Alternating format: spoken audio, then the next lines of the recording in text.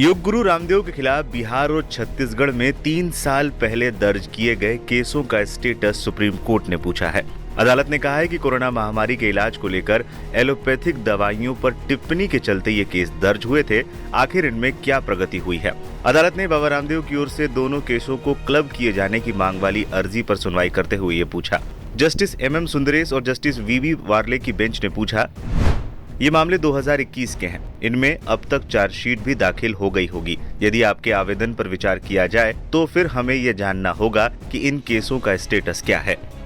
रामदेव ने अपनी अर्जी में कहा है कि उनके खिलाफ 2 FIR को क्लब किया जाए और उनका ट्रायल दिल्ली में ही चले। उनके खिलाफ बिहार और छत्तीसगढ़ में ये शिकायतें इंडियन मेडिकल एसोसिएशन की ओर से दर्ज कराई गई थी। बाबा रामदेव की अर्जी की सुनवाई के दौरान IMA के वकील भी मौजूद थे, लेकिन बेंच ने कहा इस मामले में IMA के दोनों स्टेट यूनिट्स को भी पार्टी बनाया जाए, उनका रुख भी जानना जरूरी है।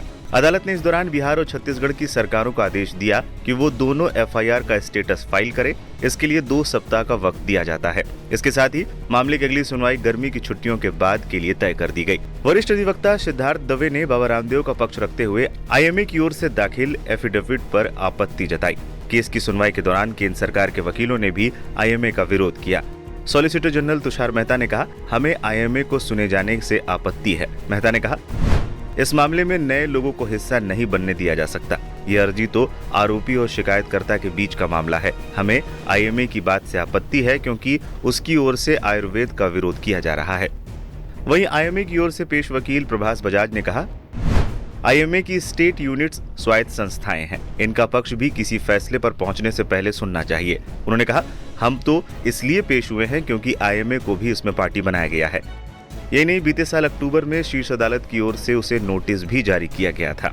बता दें, पतंजलि भ्रामक विज्ञापन प्रसारित करने के मामले में सुप्रीम कोर्ट में सुनवाई चल रही है। 16 अप्रैल को सुप्रीम कोर्ट में हुई सुनवाई के दौरान बाबा रामदेव के वकील मुकुल रोहतगी ने कहा, हम सार्वजनिक माफी के लिए तैयार हैं ताकि लोगों को भी जानकारी मिले कि हम सुप्रीम कोर्ट के आदेश को पालन करने के लिए गंभीर हैं। इस पर जस्टिस अमानतुल्लाह ने कहा था कि इसके लिए आपको हमारे सलाह की जरूरत नहीं है।